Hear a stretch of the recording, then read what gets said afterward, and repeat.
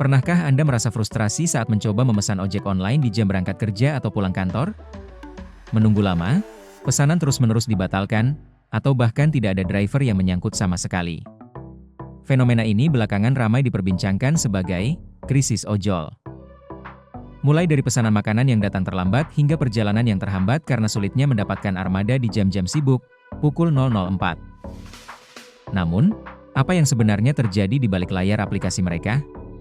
Ternyata, penyebabnya cukup mengejutkan dan bukan sekadar karena kurangnya jumlah pengemudi.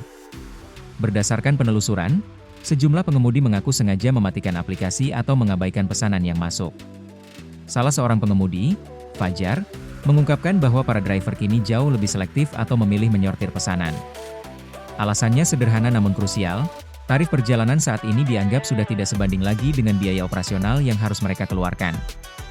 Menurut para driver, mereka lebih baik melewatkan satu pesanan daripada harus menanggung kerugian karena tarif yang terlalu rendah. Istilah argo tidak sesuai menjadi alasan utama mengapa fitur autobid atau terima pesanan otomatis kini banyak dimatikan oleh para mitra pengemudi. Dengan mematikan fitur ini, driver punya kuasa penuh untuk menolak perjalanan yang jaraknya terlalu jauh namun tarifnya dianggap terlalu kecil. Realita di lapangan menunjukkan angka yang cukup memprihatinkan. Dalam beberapa kasus, pendapatan bersih yang diterima driver hanya berkisar di angka Rp1.000 per kilometer. Jika ditambah dengan kondisi lalu lintas yang macet parah, perjalanan tersebut menjadi tidak efisien secara waktu dan materi. Ironisnya, banyak pengemudi justru memilih mematikan aplikasi tepat pada saat permintaan sedang tinggi-tingginya, yaitu pada jam 6 hingga 8 pagi, serta jam 4 sore hingga 8 malam. Perbandingan pendapatan pun terasa sangat kontras. Jika beberapa tahun lalu seorang driver bisa membawa pulang Rp300 hingga Rp400.000 hanya dengan bekerja 7 hingga 8 jam, kini untuk mendapatkan Rp100.000 bersih saja, mereka harus berjuang di jalanan selama lebih dari 12 jam. Krisis ini bukan sekadar masalah teknis pada aplikasi, melainkan masalah kesejahteraan mitra.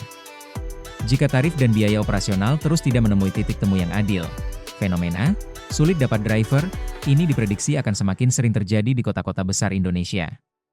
Masyarakat sebagai konsumen kini berada di posisi sulit, sementara driver juga terjepit oleh beban biaya hidup dan aturan platform yang dianggap memberatkan.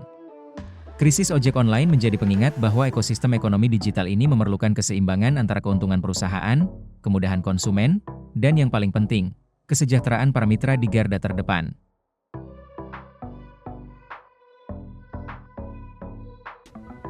Baca berita selengkapnya di www.hops.id.